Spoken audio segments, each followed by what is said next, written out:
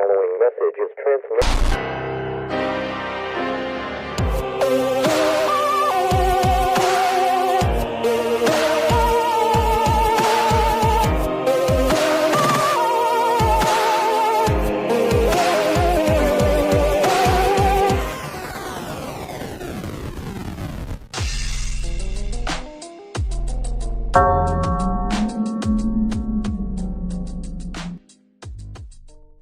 All right, welcome back to the Order of Chaos podcast, where we discuss witchcraft, the occult, and the paranormal, as well as psychology, personal growth, and transformation. A few quick announcements before we get started. If you would like to learn magic and witchcraft for yourself, consider joining us at the Order of Chaos Mystery School Living Witchcraft program. Living Witchcraft is a 28-day intensive that follows the lunar cycle and gives you everything you need to begin a meaningful and fulfilling magical practice of your own. Links will be in the description. Today, my guest is Nathan King. Nathan is an occultist, a psychic, and high priest of the Minoan Brotherhood. He received his training in Salem, Massachusetts, and specializes in spiritual contact and pagan spirituality as a living art form. Nathan, welcome to the show. Hello, thank you so much for having me.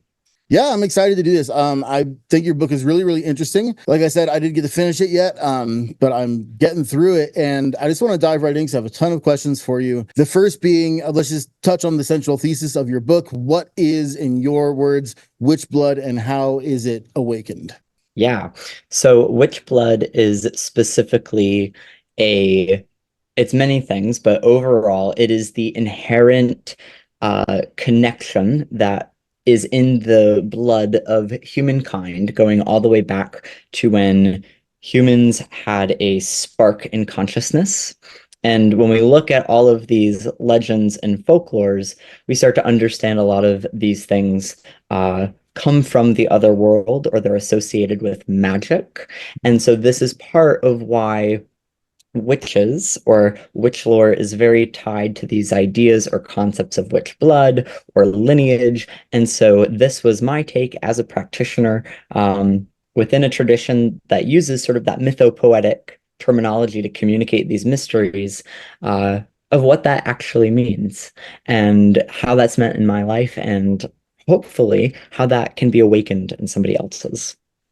Very cool. So the first thing I want to touch on is the title of your book, right? Because there's a bit of a grab there, because one of the biggest arguments that I see online, or that people will comment on my stuff, saying that you have to be born a witch, right? And this idea is pretty pervasive, and I don't like it very much myself, because to me, witchcraft is a craft. It's something you learn. It's something you can inherently connect to, and this is, in my estimation, and I love that you started writing about this, because when I read the title of your book, I was like, no, it's going to be this other argument, right? And then I started reading. I'm like, no, this is fantastic, because you make it clear that this is something that is inherent to all humans. Yeah, because all humans, to my knowledge, they have blood, and blood, and not just the pagan religions, but certainly we see it as like the crux of Christianity, with like communion, and this is my body, this is my blood. But like, what does that actually mean? And it really kind of goes into this idea that, blood flows, blood is a current, and who you are, what you embody as the individual, that is the foundation of where all the rest of that comes from. And so furthermore, I really like to point out that, if we're going back to when witches first existed, well, witches have always existed. As far as our consciousness can possibly go, there's always been a figure who has been the walker between the worlds. There's always been the priest figure, as it were, who can take the spiritual dimension as the conduit and give it form and give it a practice into the physical. So that way they are actively not only helping their communities, but they have an extra insight into the spiritual communities. And so as the bridge, they walk people through rites of passage. Like, it's that very kind of overall thing. But it starts when Homo sapiens become Homo sapiens, and our consciousness starts to have this incredible increase as we start to develop tools. And a lot of the ancient schools and a lot of the mythologies and a lot of folklore say, well, this goes back to those angelic beings, or these go back to those divine extraterrestrial gods and goddesses that came to Earth and taught us the mysteries. And a lot of witchcraft traditions have some of those stories woven into their narratives and to how witches can apply some of these mythopoetic concepts to life. Totally. I love that. I love that thesis. It is so cool.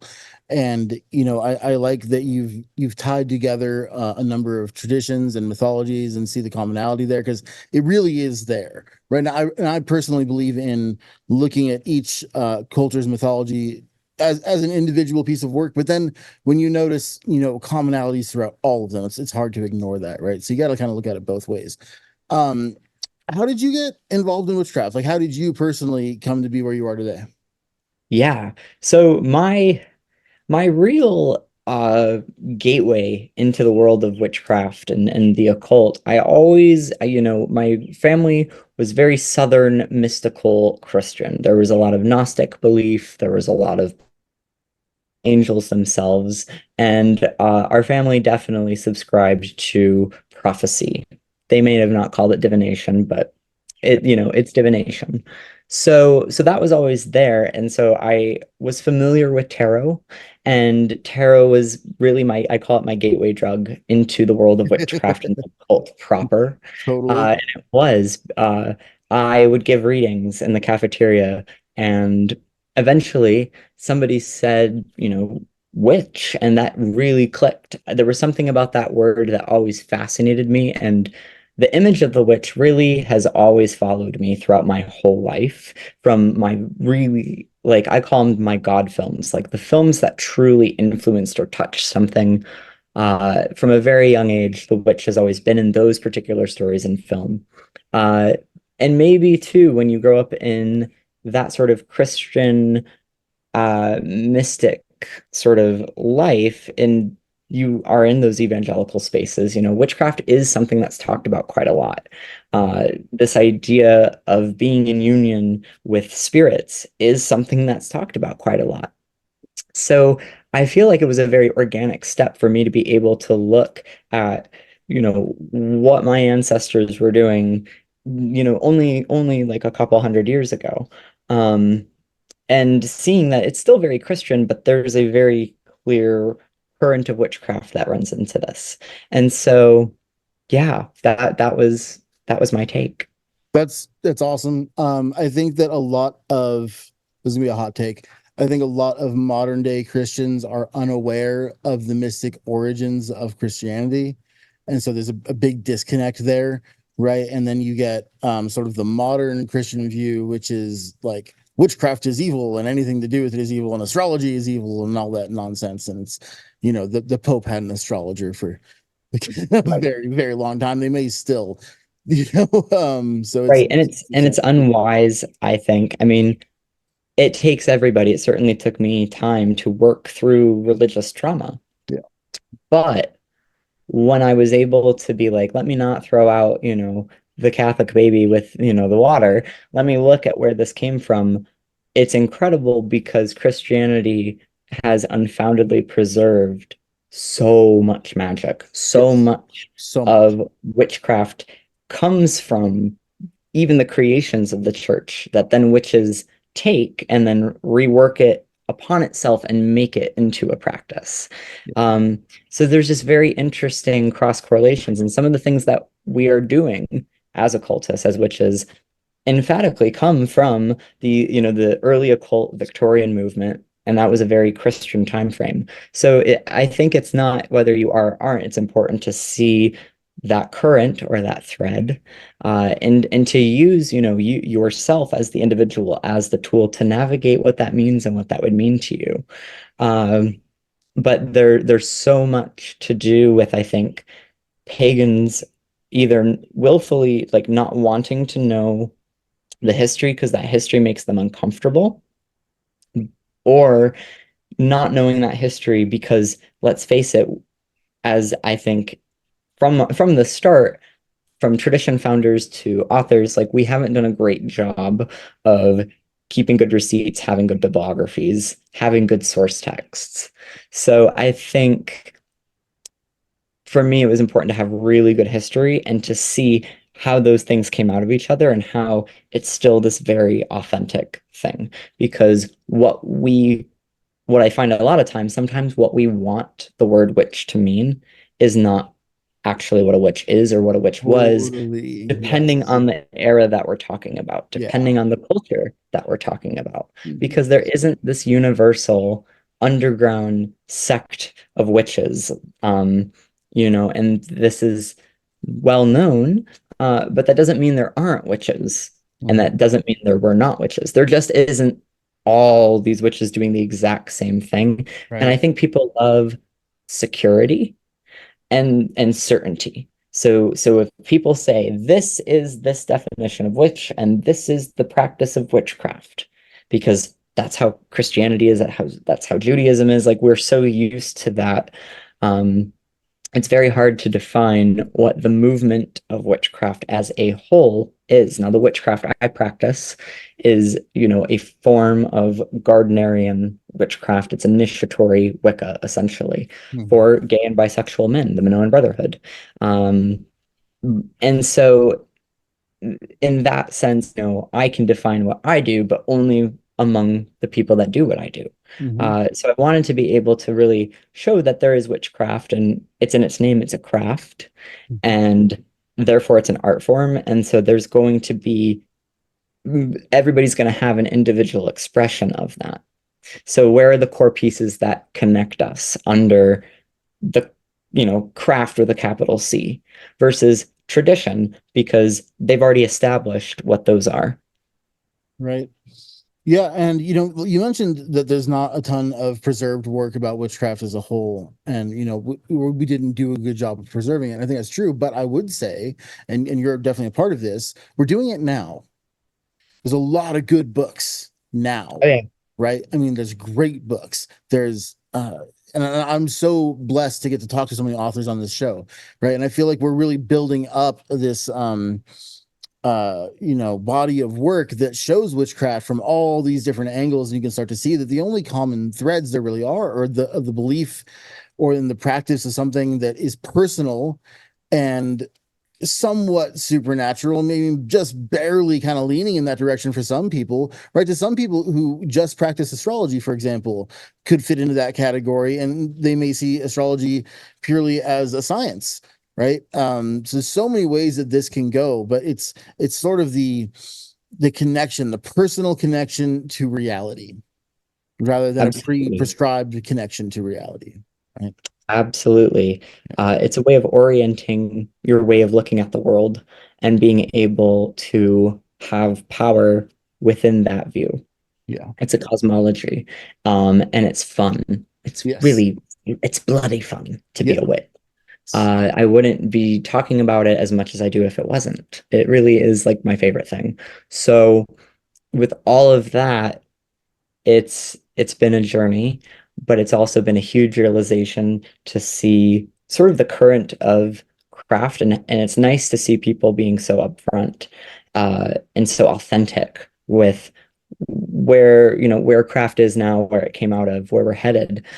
But I'm super intrigued to see, within the greater like academic world, will these sort of books cause a greater interest in things like esoteric studies? Are we going to see more colleges offering actual classes and studying the histories of magic and occult because there is such an interest? Yeah. Um, and I really do think that for people interested in that history and all those different movements, those are the sort of skills that really allow you to really understand it from the tiniest details. Because we're talking about people, just like you and me, who knew each other and said, let's do this thing under the moon and see what happens. Yeah. Um, a gross oversimplification on my part, but you get my meaning Yeah, but behind that's all how it of can start. It can be that simple. You can have an experience just like that. Let's say, you get into witchcraft via memes, and you decide to make moon water. and just to see what happens. And then something happens, and then it sparks that curiosity in you, and then it turns into a lifelong obsession. And then before you know it, you've read 100 books. It's Yep. yeah, it's an amazing journey. Absolutely. And we all start somewhere. Yeah. And So, tarot, as you call it, a gateway drug, it's a fantastic place to start for a lot of people, just because it's beautiful, it's artwork, and it has this kind of mystery and intrigue to it. Like, ooh, what are you doing, right? Lots of divination practices, astrology or runes, for example. Runes have a real kind of mystery to them as well. oh, absolutely. And runes are great too because uh they just have the power behind the symbol itself. So you can use them in the magic, you can use them in the meditation, you can use them in just projecting that symbol upon something. And of course, divining. Finding them in nature is a really exciting thing. When you're just walking through the woods and then you stumble across uh like manas, for instance, in the woods, the sticks forge that nice M shape, and you're like, oh, all right, let's go. Yeah.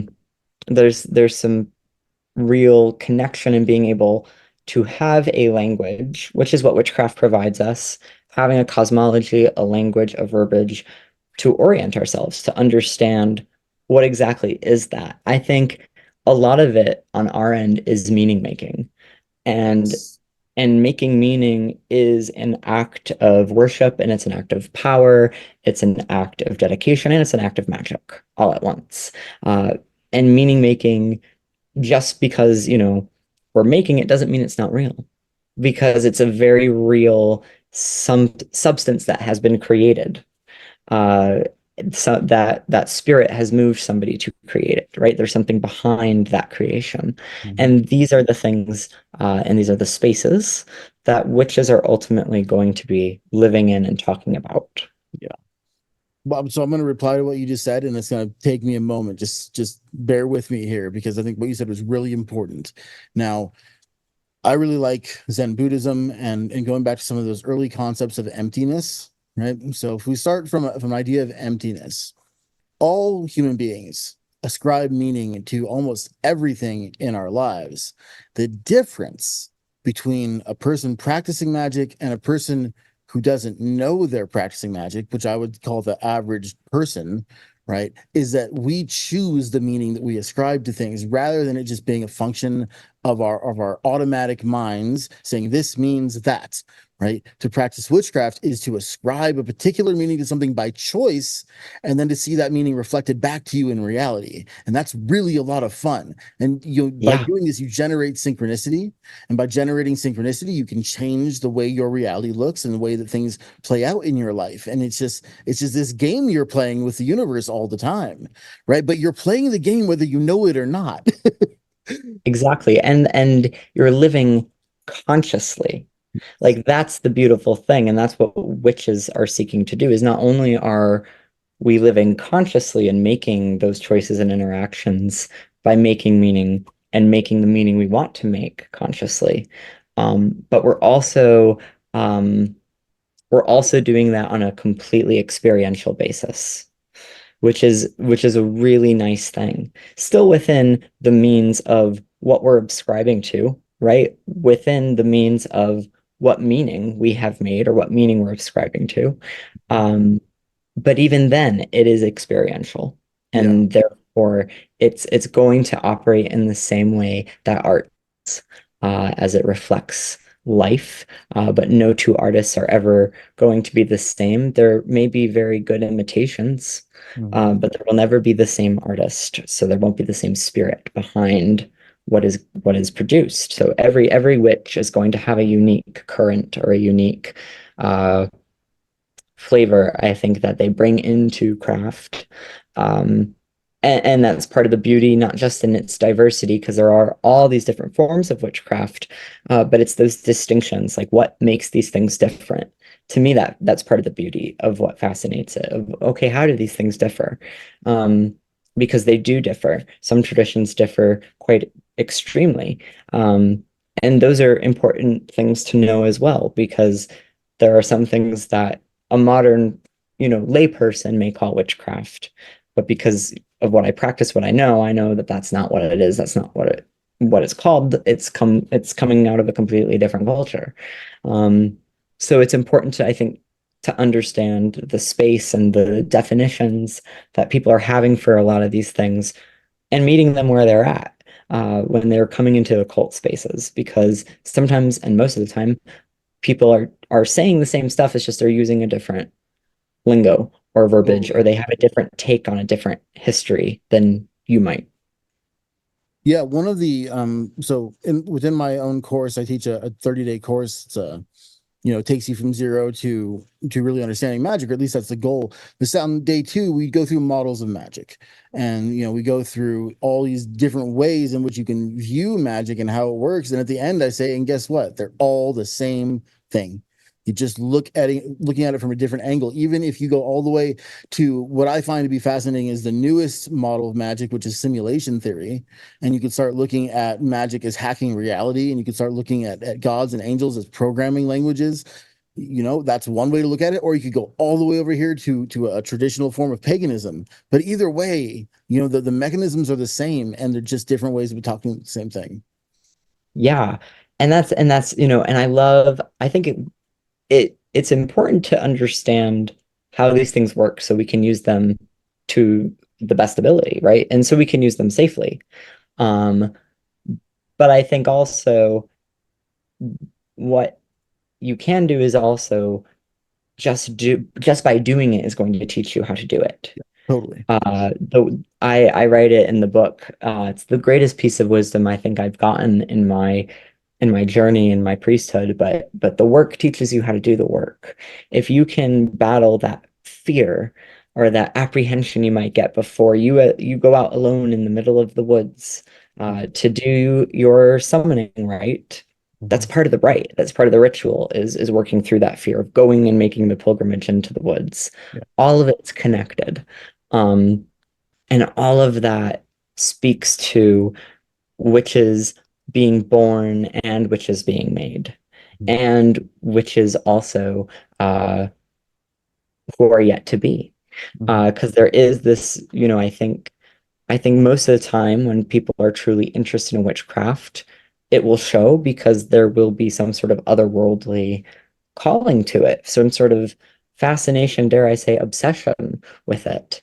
And the people who are meant to find their people do end up finding each other. But there are different distinctions, and we can see that. And I think the traditions are a really good way of highlighting that, but the folklore is also a really good way of highlighting all of it. Yeah, absolutely. What role do you, so what is to you, what is the importance and what is the role of folklore and mythology? Yeah. It's a great question. So folklore and mythology is the lens of how would I say this? It is the most immediate lens of an access point or a viewpoint that witches can use to build not just a personal relationship, but a personal understanding of the world in which they live. Because there is no sacred holy book per se. We have liturgy, we have our folklore, and we have our rituals, right? We have our Book of Shadows, but no two Book of Shadows will ever be the same. So mythology and folklore informs us in such a way because it captures that very specific period of time. It captures a very specific perspective of a people on something, and it's also going to teach, or it's going to, sometimes they have morals, but there's a teaching mechanism to how they are set up. And I think it's really important to look at them from a mythopoetic stance, because if we fall into that fundamentalist thing, then of course it's not going to make sense, because that's not the essence and that's not how humans communicate these deep spiritual truths. We wrap them up in symbols and essence because that is the form we know to give to the spirit that moves us. When it's things like hero stories and love and these things that make us feel so greater and beyond life itself, we have to paint and give a form to those things beyond just a picture or a statue. It has to be a story. And that is one of the most important acts of magic, is the creation of meaning, because there's a story behind that inevitably. And we keep coming back to the witch, not just through magic, but we keep coming to the back to the witch specifically through stories and film and movies, because that is where we know to make meaning now. That is where we bring the long held tradition of storytelling around the campfire. Now it's on our phones, on our screens every day, Yeah. constantly. It's our favorite ritual to partake in. Yeah. Yeah, I love that. I love that point of view. I agree completely. I feel that so just like we naturally assign meaning to everything, we also tell our lives, even to ourselves, in the form of a story, right? Our entire lives are stories. And another thing that separates the witch from maybe the average person, or the way that I like to put it, the fool from the magician, right, in the major arcana, is that a witch will change the story. If I don't like the way the story's playing out, I'm going to choose a different story and then watch it play out in a different way. Right. And I think that this is something you lock into that viewpoint that you just articulated so well, that these are stories with which you can relate to reality, and the reason we anthropomorphize things, the gods, for example. In fact, in my class last night, one of my current students is a doctor, he's a therapist, and we started talking about internal family systems. Right. And this is kind of like a new idea, not a new idea, but like a very prevalent idea right now in psychotherapy. And you're anthropomorphizing the streams of consciousness within yourself. Well, that's what the pagans were doing. That's what the Egyptians were doing. They just did it very, very, very well and very thoroughly. And you end up with an entire mythology. Of course, yeah. And all of those things are going to be influenced by stuff, right? I think the most immediate thing our stories are influenced by is the very landscape that we're on, how the land looks, how the land makes us feel, the energetic current that comes up through the feet. The land will always shape and mold what is upon it. So geography and location and understanding of the natural world, the landscape, is something that I think is super inherent to context of these things. The next thing is the time period, right? Like, what events are happening? What time is it? Because time is our conception, but there's again that's a further kind of element of providing context.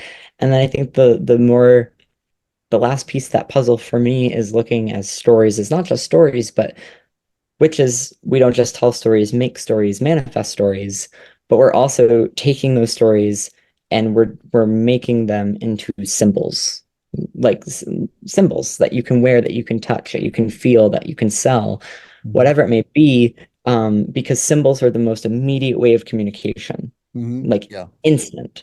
And so symbols have an inherent magic behind them, because all symbols will invoke an emotion or a reaction out of somebody, depending on how it's designed. So for artists who are very good at their art, they are looking for a very specific response because they're trying to get across a very specific message. The witch and the artist work in the exact same way, but just like an artist may work with clay, the witch is going to be working with the powers of the land and the powers of the spirit. Yeah. Now you mentioned geography and the way that shapes you. How did training or in Salem, Massachusetts, or practicing in Salem, how did that shape you? Yeah. You know, for me, it wasn't until I got to Salem where I was like, wow, Salem is this very interesting place because it's super small and it's just exploding with magic on every corner. And it is a tourist town.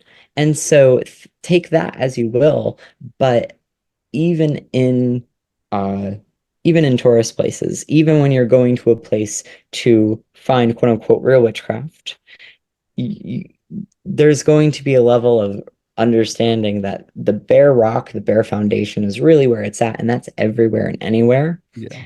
And So for me, Salem was kind of this extra surge of here's all of this magic all at once. Here's all of this access to all this stuff all at once. Now that you have all that, what does that mean to you? How do you want to use that? And that I think is a important thing to illustrate. Like this idea that witches, there are no congregants in witchcraft. There are priests and priestesses and priestesses and all of those titles that a practitioner of witchcraft might take on for themselves. And inherently that that brings us into a power, and that brings us into a sense of working something beyond the self. So yeah.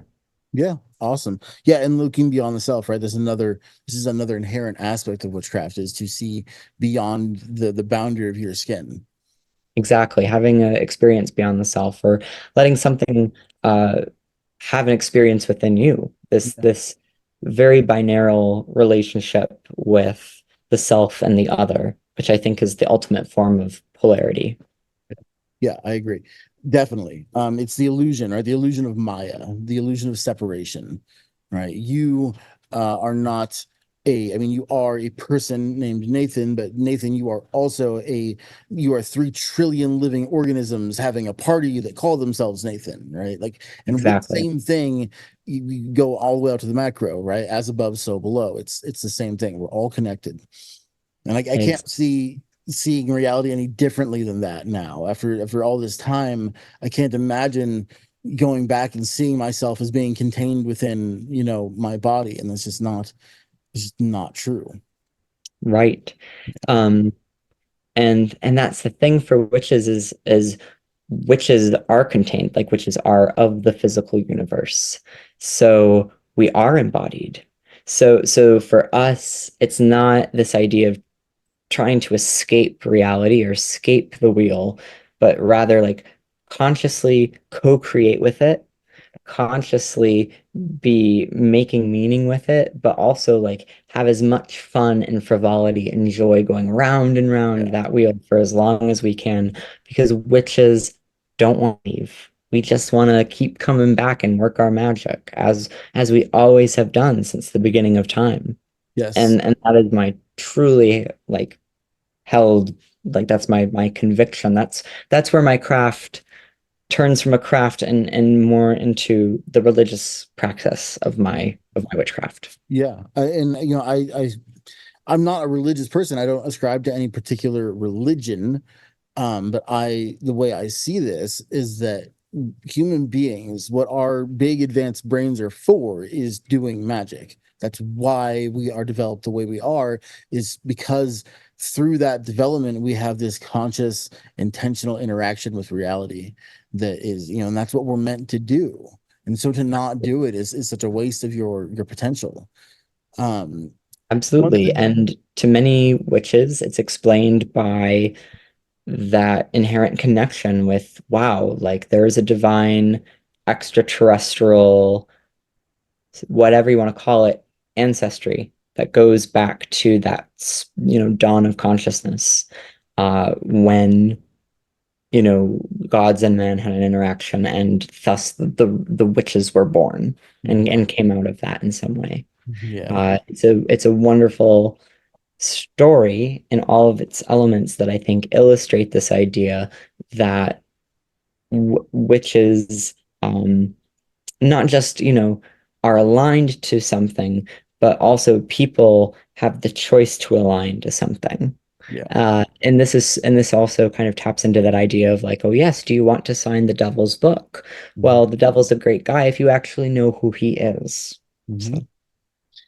So That was perfect. You just mentioned, your ancestors, and one aspect of your book is ancestral healing. Now, so what does that look like to you? What does it mean to you? And what's the purpose of it? yeah. So ancestral healing. So I think, in our immediate families, if you are adopted, there's this experience too, where the what we call in my community, we've called it generational cursing or ancestral trauma. Mhm. It's those things that we observe or that we need to face for whatever reason, and address. But there's also this idea that your your bloodline or your genetic memory, your very DNA can carry on the trauma of your ancestors in some way. Mhm. And witches have always continued this very close-knit praxis with continuing that relationship always with their ancestors. Um, Not just as necromancers, but because that's their family and that's a lot of their immediate spiritual contact that is closer to them than, say, the gods or a demon who needs to be summoned for hours at a time, right? You have your ancestors, they're close to you, they're there all the time. Yep. So there's that layer to it, and being able to acknowledge the certain traits or the certain aspects of us that need some attention, that need some time. And the ancestral healing, or being able to just work with ancestors, uh, I think allows us to have this very reciprocal relationship with not just healing ourselves, because we are our ancestors, we are the sum of all of their parts. It is just as much us as it is them. Mhm. However it is we want to paint that, like we're the end of that result. So you're always working with your ancestors, whether you like that or not.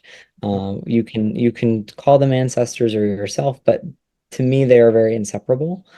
And it is, again, it's another cosmology. It's another way of orienting myself and addressing the things about myself and the things that may feel out of my control, and being able to truly just give it into the hands of those who came before me, and to pull or attempt to pull from the wisdom and from the stories or from the memory that I have of very specific people. Because what remembers truly, what is remembered truly lives. But Mhm. also, for me, that relationship never ends in death.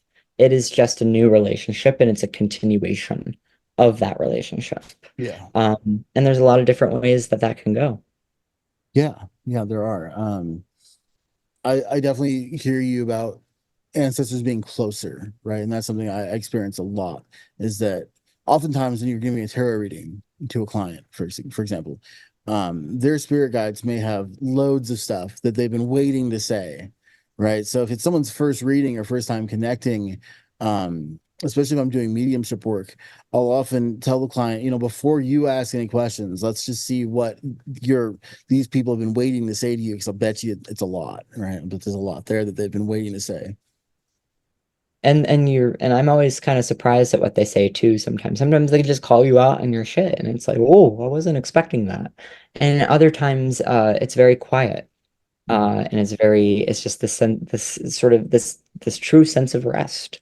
And so I always have my sort of day-to-day check-ins with my ancestor altar, or just my shrines that are around my home, that house my loved ones. Uh, because again, those relationships never stop.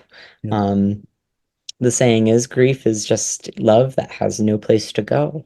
Mhm. So the ancestor practice is the practice of me maintaining those relationships. Awesome. I love it. Let's talk about witch flight. It's another really interesting topic in your book. So what are the benefits of witch flight, and how can practitioners who are listening experience it and start to get involved in this practice? Yeah. So witch flight can take a couple different streams. So some people will take it as trance. Some people will do it as a dream manifestation, or dream manipulation rather. But it is a very controlled state of what I call honoric work, or honoric dreaming, because you're looking for interactions with spirits, maybe other witches, and you're purposefully, in a ritualistic manner, in a meditative manner, consistently kind of setting up yourself to know that piece of yourself known as the double. In some traditions, they call this the fetch. More modernly, we're calling it the astral body. Mhm. But there's this idea of the other piece of the self that travels when the physical self is able to sleep, but the mind is still awake, and it's in this state that truly we have these really visceral experiences of flight.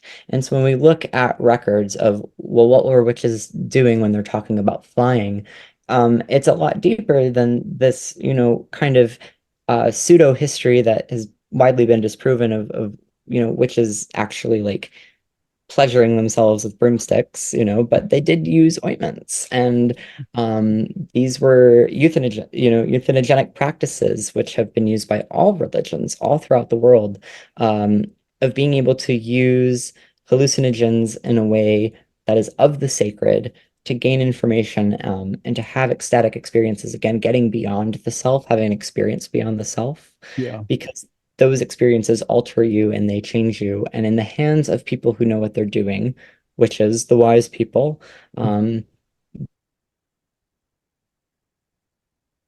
experiences that can be had that are very, very magical. Yeah, absolutely. And to talk for a moment about hallucinogenic substances, right? Those are magic potions. Those are magic potions, really what they are, and how they should be used, right? So, I never advocate for anyone to like take mushrooms and go out and party. I don't think, whatever. People, I'm not advocating for anything, but what I personally, if I'm going to have an experience like that, the intent is always, that experience of witch flight or of communication with the spirit realm. It's taking divination to a whole new level, because you're now, rather than having a medium for contact, and when I say medium, I mean tarot or runes again, or whatever your system is that you prefer, or just trance, but to take it to the next level of direct interaction. Yep, Yeah. exactly. And it's many people, whatever, and even if it's wine, and using, that sort of drunken state, or whether it's smoking certain substances, so you get in sort of that feeling. I mean, all of these things are altering your consciousness, Mhm. and so witches have always known that there are multiple ways to do that, and that is one path, out of several, that tap you into something that is very, very of the witches, of God, if you will, of the essence of what it means to be a human being, which Yeah. is, I think, the true sort of purpose, or the tenet of the craft is the craft is there for a person to be brought into the fullness of what it means to have the human experience, and to understand that the human experience is more than human, that humanity is betwixt the state of divinity, and humanity, and being animal, and being demonic and angelic, and all of these things. Yes. We are still wild, as much as we want to consider ourselves tamed, because it's important for me to point out right here, right now, witchcraft is a practice, as a liminal practice of walking between the world of the physical and the spiritual. Therefore, we inherently thrive, and the mysteries live in the paradoxes, Mhm. dialectics. Paradox and dialectics for me, the juxtaposition, even, all Mhm. of those things are inherent tools, of the mystics, but of the witch. And getting comfortable in the uncomfortable is part of the fascination and pull into witchcraft, because that is the very threshold that witches have to cross in order to access some of these things. It is. And I like that you pointed out, paradox, for example, because paradox is something that, if you embrace, is beautiful. And, even contradiction, right? These things are beautiful, but there's another way of thinking that unfortunately, I think a lot of people just, this is just natural, and that's dichotomy and separation. And it's either got to be this way or it's got to be that way, and you say, what? The thing is, it's always both, and there's beauty in that, and people don't like that. Right. Well, here's the thing. It is both of those things, because witchcraft as a craft is 100% completely only accessed by having an experience, by doing it. Yeah. You have to do it. It has to be an experience, and it has to be experiences built upon several experiences. It's called a practice. Yeah. So you have to do this thing in order to understand this thing, in order to practice this thing. That is, to me, what makes a witch. Yeah. Now, people And I'm certainly in this boat too. I think we're always questioning if we're witch enough, or we're questioning our own authenticity. Sure, yeah. But really, if you're practicing and you're doing it, you're practicing witchcraft. Yeah. So much of I think of why we don't like that dichotomy is because people want the security of knowledge before they can actually practice, and that's a great goal, sure, but that knowledge is not going to serve you. It's not going to mean anything because we're just experiential. Like there is an experience for that. Now, that knowledge is going to completely inform all of these experiences. It's going to benefit those experiences. It's going to help you with all of those things. There's a balance to this, but it's a craft first and foremost. Yeah. You got to do it. And I think people, even in the world we live in today, whether it be our sense of self, whether it be this fear, whether it be whatever, there's something that just stops us as individuals. Even in my own solitary practice, I find that my part of the benefits of having groups is there's safety in practicing with other people. I'm not just showing up to do the work, but I'm showing up because I have other people to support to do that work. Yeah. But when you're alone, you don't have that. So No, it's even more special because it's just for you. So can you pull that through on your own? And that is really like, whoa, because a witch is a solitary practitioner first and foremost. Even when the witch is initiated into a coven, you're not with your coven 24/7. You still have a solitary practice. So all witches are truly solitary. Truly, and also it is your personal connection to reality that makes it powerful. Exactly. Right? When it's shared, it's diluted, to an extent. And then it's when you share not your experiences with others, but if you don't have that deeply personal relationship, I think that you're missing out, right? Because that's what fun is.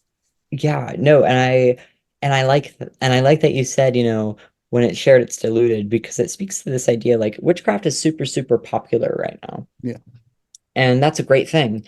But there's a lot of people who are interested in different, I think, levels of experience within witchcraft. The levels of experience that I'm interested in witchcraft take witchcraft into where it's not just a practice, but it's a lifestyle, it's a priesthood.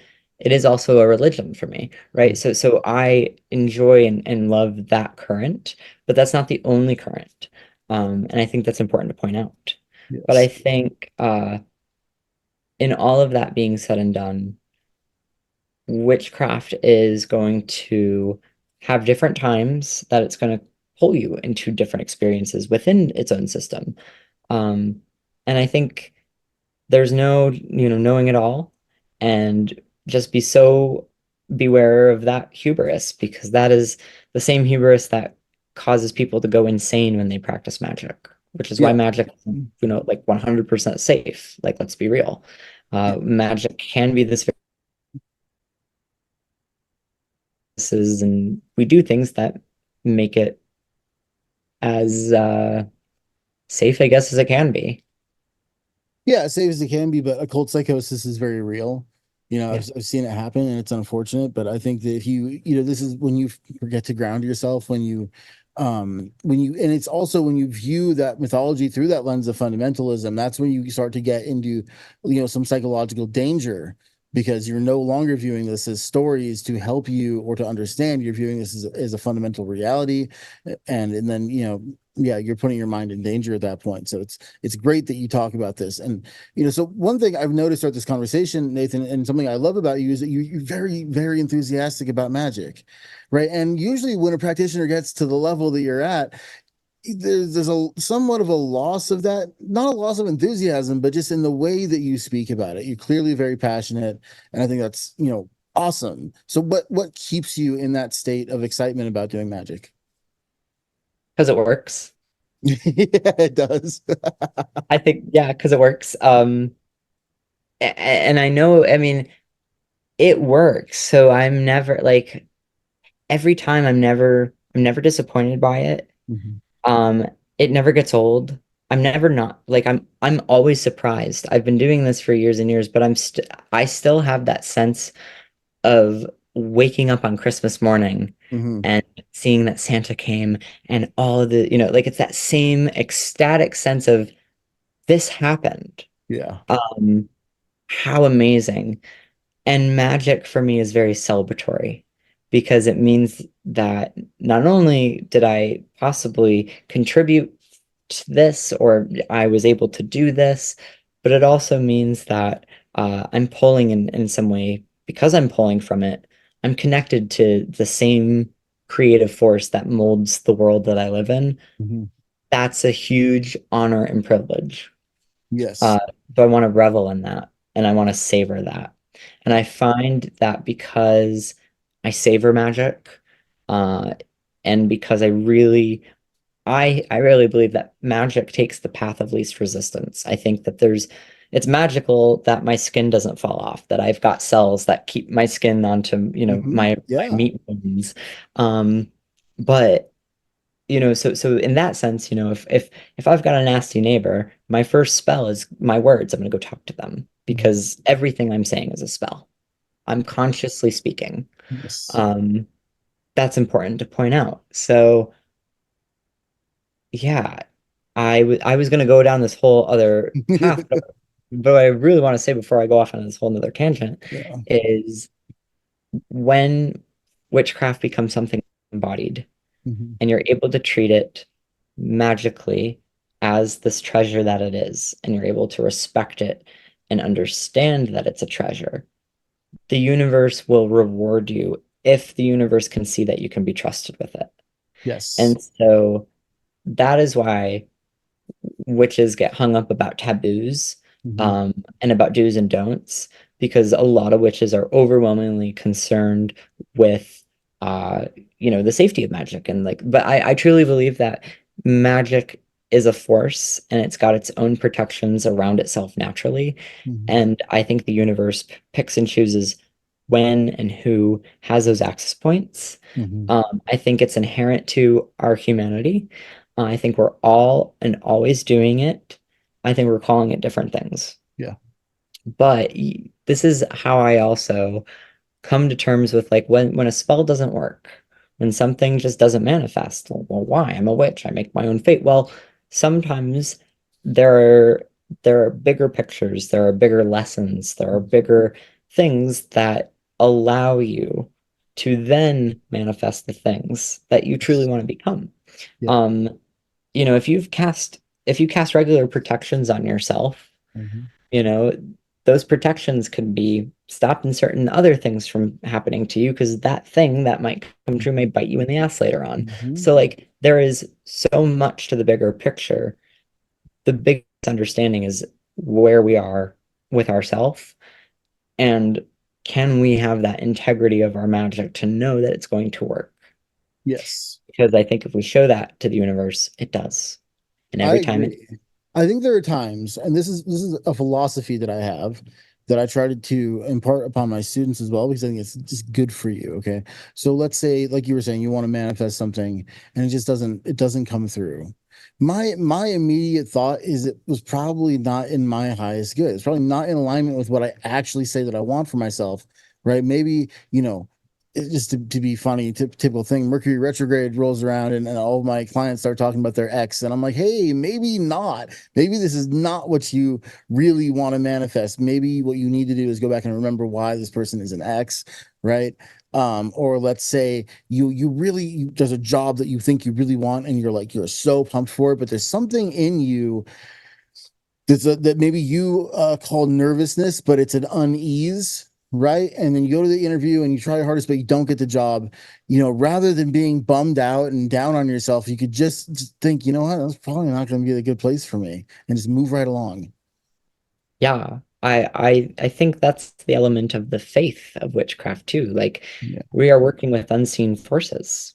You're gonna have to have an element of faith to walk, the long and lonely roads of thickets and briars and in the woodlands that we walk because we walk in those woodlands and those are the same woods that the witches of old have walked through. Um, and those are where the spirits still live. It's important for witches to recognize that we are not just the continuation of that ancestral current, but we're that continuation of giving form to the spirits and to the gods and to the emotions and to the archetypes, whatever we want to call them, but to the very things that make life worth living, like love, like honesty, like truth, like virtue, all these things that to all the ancient cultures, the gods in some way represented these greater ideas. And so for witches, if we're the bridge of those things, it's important for us to know that those things are reciprocal and they also evolve with our humanity as humanity has evolved, as does our language, as does our symbolism. And yeah, that is a continuation. So what we do, for the most part, it's very modern.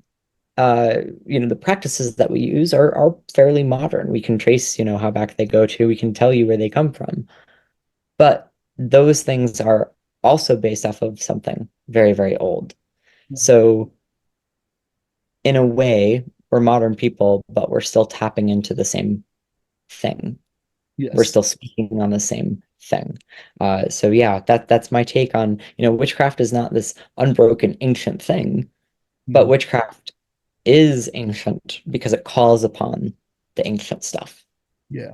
It calls upon just the ancient stuff that, and I think, to my mind, a lot of these ancient cultures had a much stronger connection with reality than we currently have now. And that the strength of that connection is what we're calling upon, right? To regain the strength of that connection and to be able to let's say you don't have a tarot deck, or you don't have any of your tools with you, to just look at your environment and receive the information because it's there, right? I guarantee you it's there. You can divine at any time, right? It's just how connected are you? What is the strength of that connection for you to your environment, to reality, right? And so to go back to those ancient cultures and to see the monuments that they made to this concept, the devotion they had to this idea, right? It's so incredible.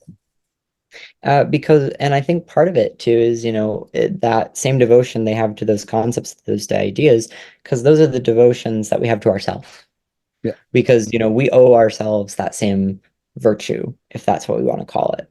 So there is this sort of, again, reciprocal relationship where, all right, if I do good for myself, I'm doing good for other people. Yes. And if I'm doing good for other people because I'm putting myself in a better, place, I'm also, moving the world forward in some way.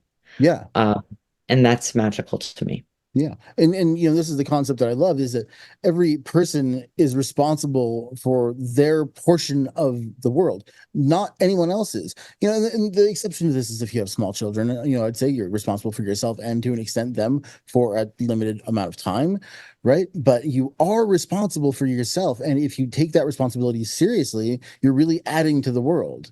But if you don't take that responsibility seriously, you're detracting from it, and that's, yeah, I mean, it takes a village. And so if that village is super connected and in line, it will, hopefully it will function and hopefully it will progress. It's always the hope. that is always the hope. Yeah, absolutely. So what do you have coming up, Nathan? What do you have another book planned? What's in your future? So there are some upcoming events that I'm really, really excited about. So the book officially is coming out June 18th. So I am headed to Chicago for an official book launch, which I'm really excited about. So I'm going to be in Chicago all of the weekend of the 18th through, I think it's like the 22nd. I'll be going to different metaphysical shops. So I'll be doing a lecture, seminar sort of on all of the stuff I've talked about and introduced in the book. And it's going to be that fun sort of class approach. And I really do prefer teaching in-person classes. I feel like you can have a lot more fun doing those, but I love writing too. And we'll see. We will see if there are other books in store. Yeah, I love teaching. I agree. I don't think, I think I've got a book in me one day, but it's going to be something. It's going to be more of a manual than a book, I think. But when I can talk to a person, which is why I love doing this podcast and why I love teaching my courses, is that the interaction right? Or my students will ask a question and I'm like, oh yeah, you just reminded me of a whole block of stuff that I want to talk about. And I love that. I love that aspect of it, instead of me just trying to do it in a vacuum, and put it all out there and have it make sense. And it just, that controlled aspect of writing versus that kind of wild aspect of in-person teaching. Yeah, no, for sure. Yeah, it's a whole different thing. Well, thank you so much for being on the show, Nathan. This was an awesome conversation. I love talking to you. And I'm going to finish your book. I really, really enjoyed it, and I'm looking forward to seeing what you do next. Yay. Well, thank you so much for having me on, and I'm super excited that you're enjoying the book. And you have my contact information, so it goes without saying, but if you just want to talk shop and have personal questions and geek out about the information, feel free. I'm super uh, just humbled and so thankful for all of the feedback I've gotten on the book thus far. It's being received really well. It's good. Thank you. And these are the conversations that I love to have. So I try to make myself as accessible as possible. So Yeah. please, like I would love to hear people's responses and interests, and I would love to see people, take the information and see what they do with it. Yeah. Yeah. Yeah. That's going to be very interesting. Yeah. And I'd love to have you back on the show. We can do this again. This has been a very, very wonderful conversation. Absolutely. And Awesome. also, I want to say, I just interviewed Camden Cornell, and now you're the second author I've spoken to from Cross Crow. And now I'm thinking, man, these guys they're doing something great. They're doing something good. I love being a crow. Yeah. Cross Crow, it's just, this is an amazing team to be a part of. And the books that we're producing as a whole, just the publishing company, it's just amazing. It's really great to see the diversity, the inclusion, but also this current of traditional praxis Yeah. um, coming back, which I really appreciate because I think witchcraft 80s, 90s, it was very much going into this direction where the world needed to make it more accessible. People wanted it to be more individualized, do it for themselves, and that worked. And now we're kind of the pendulum swinging the other way, where now people are realizing, wow, no, there's huge value in tradition because it offers you a community, it gives you a foundation, it gives you a structure.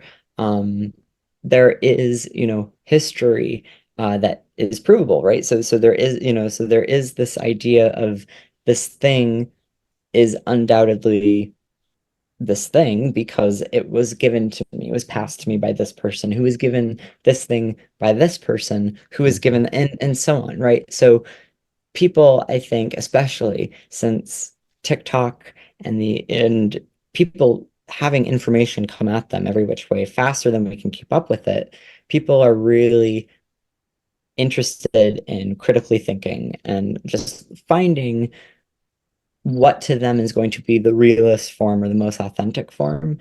And so people are going back to traditions. And I just think that's a cool thing. And people are taking the information that was brought there and they're reinventing it and doing it themselves. So, there's nothing new under the sun. We're going to constantly see new art and new creations based off of all these things. And so, yeah. Yeah. And just say one last thing is that going back to tradition is just one more step along the journey, right? So there's a personalization, and then there's your own. You can take something so far on your own, and then you can become a part of a tradition or several, and learn from them, and then you can go back on your solo journey. And this is a never-ending cycle of learning, and it's really, really beautiful. Yep. No, it's exactly that. And I really appreciate no, I love how you said that. Yeah, that was great. Awesome, thank you. All right, well, thanks for listening, everybody, and Nathan, I will sure talk to you in the near future. Awesome stuff. Take care. It was so All right, nice buddy. to be here, and thanks for having me on. Yeah, you too.